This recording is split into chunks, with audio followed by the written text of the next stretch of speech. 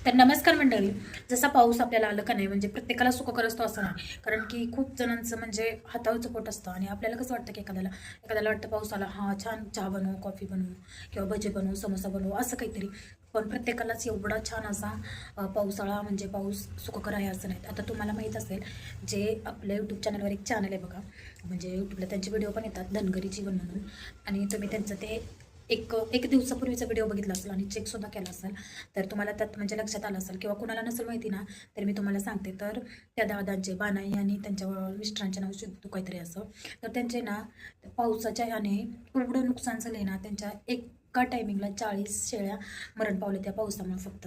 आणि त्यांचं एवढं नुकसान झाले, हातावरचं पोट. धनगरी जीवन तुम्हाला त्या यूट्यूब चॅनलवर तुम्हाला दिसेल की त्यांचं जीवन कसं असतं किंवा काय, किंवा प्रत्येकच धनगराचं जे मेंढरं आहेत ना ज्यांच्याकडे, तर त्यांचं जीवन कसं असतं. आणि त्यातच एकदम नाही म्हणलं तर पकडा, समजा आता सगळ्या शेळ्यांना 2-2 बाळ आहेत असं त्यांचं म्हणणं होतं, व्हिडिओमध्ये मी ऐकलं. तर तुम्ही सहज पकडून चला की एक शेळी कमीत कमी 10,000ला, शक्यतो 10ला तर कोण देत नाही. ताणी शेळी, ताणी म्हणजे आलेली जिला 2 बाळं असतात अशी शेळी 10,000ला तर कोण देत नाही. परंतु त्यातून पण आपण कमीत कमी न विचार जरी करायचा म्हटलं, प्रत्येक शेळी 10ला जर पकडली तर 40 शेळ्यांचा 4 लाख रुपयांचं एका दिवशी नुकसान झाले.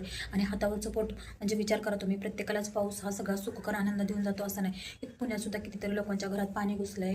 म्हणजे प्रत्येक ठिकाणी काही नाही काही असंही असते. म्हणजे आपण काय म्हणतात, देवाचा आभार माना की आपण घरात बसून सगळ्या गोष्टी म्हणजे एन्जॉय करू शकतो. परंतु जे डिलिव्हरी बॉय आहेत किंवा मिस्टर झोमॅटोवाले असले, जे पार्सल पोहोचवणारे आहेत, त्यांच्या जीवाचे एवढं हाल होतात ना या पावसामध्ये.